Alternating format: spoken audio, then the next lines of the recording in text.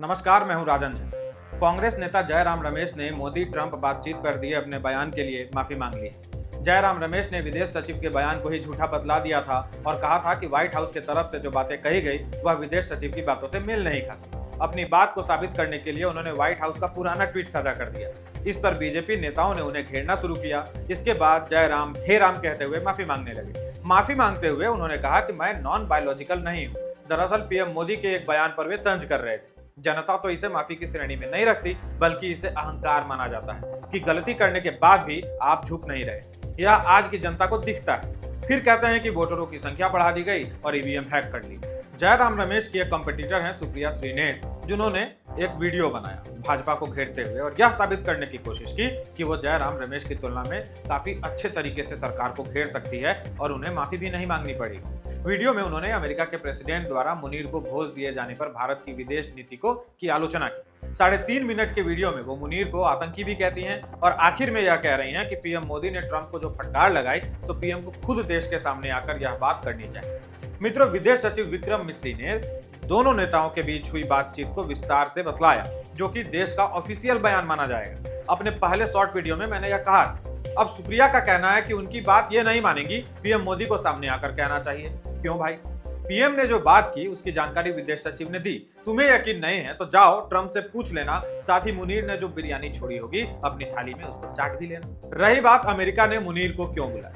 मित्रों, पाकिस्तान अमेरिका से हथियार खरीदता है, फाइटर जेट खरीदता है। अमेरिका की नजर वहां के संसाधनों पर। शुरू से ही पाकिस्तान अमेरिका का साझेदार रहा है। अमेरिका से हमारे रिश्ते अच्छे नहीं रहे। जब नेहरू पूंजीवाद और साम्यवाद में से किसी एक को न चुनकर देश को आगे बढ़ाने के लिए गुटनिरपेक्ष का रास्ता चुनने का फैसला करते हैं, तभी अमेरिका भारत से नाराज हो जाता है और भारत को चिढ़ाने के लिए पाकिस्तान का साथ देता है। अमेरिका जानता है पाकिस्तान मजहब के आधार पर बना हुआ है, अतः वह देश कभी भी अमेरिका का कॉम्पिटिटर नहीं बन सकता। भारत ने जब जब अपने सामर्थ्य का प्रदर्शन किया, अमेरिका को इससे आपत्ति हुई। पोखरण परमाणु परीक्षण के बाद अमेरिका ने भारत पर कई प्रतिबंध लगा दिए। कारगिल के युद्ध में अमेरिका ने भारत की कोई सहायता नहीं की, लेकिन पाकिस्तान को असलहे देता रहा। पाकिस्तानी एयरफोर्स आज जो कुछ भी है वो अमेरिका के कारण। कई एनकाउंटर के बाद अमेरिकी हथियार कश्मीरी आतंकियों के पास से भी मिले हैं। जिस देश को अमेरिका अपना हथियार बेचता है, उस देश के सेना प्रमुख को बुला लिया तो इसमें कौन सी बड़ी बात होगी। पाकिस्तान अमेरिका का पिछलग्गू है, भारत एक स्वाभिमानी राष्ट्र। भारत के प्रधानमंत्री ने आज ही ट्रंप के न्योते को अस्वीकार कर दिया। यदि इतनी सी बात पाकिस्तान के पीएम को कही गई होती तो वो 4 दिन पहले ही दुम हिलाता हुआ अमेरिका पहुंच चुका होता।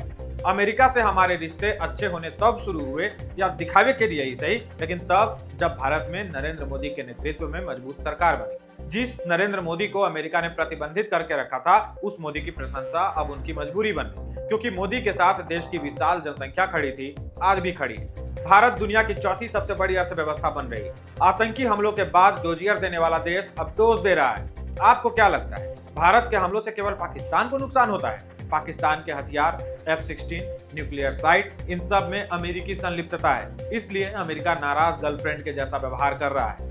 अरे भाई, मोदी के आने के बाद अमेरिका और पाकिस्तान के रिश्ते अच्छे हुए हैं क्या? या दोनों के बीच में रिश्ते बने हैं क्या? ये तो पहले से है ना।